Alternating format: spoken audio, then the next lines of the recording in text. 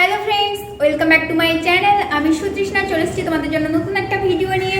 আজকে সকালবেলা আমার হাজব্যান্ড কিন্তু বলছে যে কিছুই খাবে না, ওই শুধু ওই ডিম সিদ্ধ বানাতে বলেছে। ওদের ডিম সিদ্ধ করে ফেলবো, আর ওই নাশপাতি আর বেদানাগুলো শুকিয়ে যাচ্ছে, তো ওইটা কেটে দেবো। তো চলো, এই যে এখন আমি এইগুলো কেটে ফেলেছি, আর এখন ডিম সিদ্ধ আর এইগুলো দিয়ে দেবো ওকে। আমার হাজব্যান্ডকে আমি এক্ষুনি ওইগুলো খেতে দিয়েছি, এখন আবার বলছে দুটো পকোড়া ভেজে দাও, মুড়িটা আছে খেয়ে নিই। পকোড়া মোট তার জান, ঠিক আছে? তো সেই জন্য এখন আবার একটু পেঁয়াজি বানিয়ে ফেলবো, ও মুড়ি দিয়ে খাবে।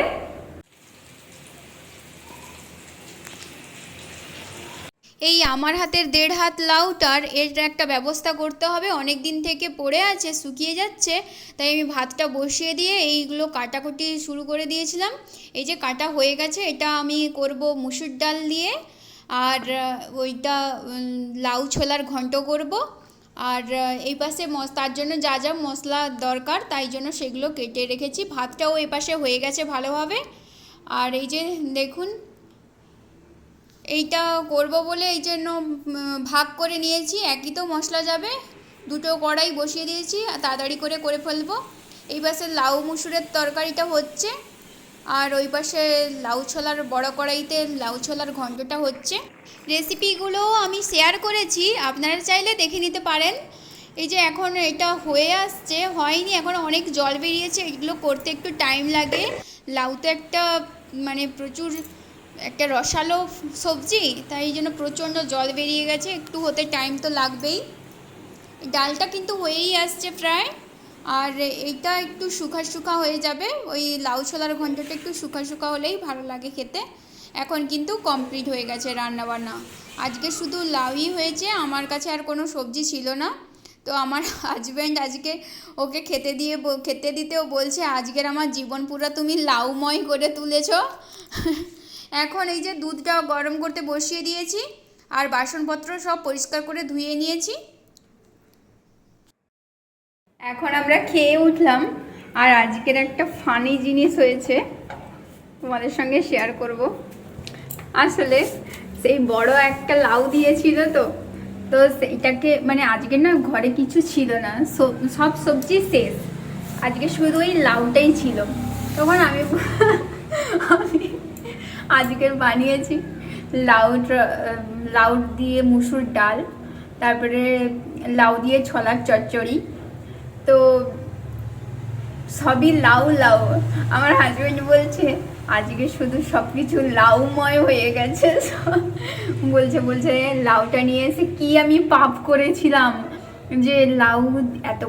এবার থেকে রেশনে গেলে সে বলেছে যে ভাই আমাকে কম ছোট দেখে লাউটা দিবি, বড় লাউ দিলে আমার বউ টর্চার করবে আমাকে। এই লাউর ডাল, লাউ চচ্চড়ি, সব লাউর তরকারি একদিনে করে ফেলবে। আসলে প্রত্যেকদিন ভাবি কাটবো, আর এখানে তো কিছু একটা জিনিস যদি কেটে রাখি ব্যাস, তাহলে গেল, ওই জিনিসটা আর খেতে হবে না, নষ্ট হয়ে যায়, এত তাড়াতাড়ি নষ্ট হয়ে যায়। এই জন্য আমি বলছি আচ্ছা ঠিক আছে, এখন ওটা কাটবো না, ওটা কাল করতে করতে সেইবারে করব বলছি। তারপরে ও চিকেন নিয়ে হাজির, কি করে করব সেদিন হলো না। তারপরে চিকেনের পর দিন, তারপরে আবার পটলগুলো খারাপ হয়ে যাচ্ছে। পটলগুলো, লাউটা তো ফ্রিতে পেয়েছে, কিন্তু পটলটা তো কিনে আনছে। তো বুঝি না, পটলটা বাবা করে দিই, পয়সার জিনিসটা। পটল ওই জন্য করে ফেললাম, সেদিন আর লাউ হলো না। তাই জন্য আজকের লাউ ছিল, আজকের পুরো দিনটা লাউ দিন। আজকের আমার হাজব্যান্ড বলছে, আর আমরা দুজনেই আলোচনা করছি যে আজকের লাউ দিন, লাউ ডে। তবে আমি ভাবছিলাম যে হয়তো আজকের তরকারিগুলো উঠবে না, কারণ আমিও লাউ তেমন একটা পছন্দ করি না, আর আমার হাজব্যান্ডও পছন্দ করে না। তো সেই জন্য ভাবছিলাম যে লাউ মনে হয় আজকের আর উঠবে না।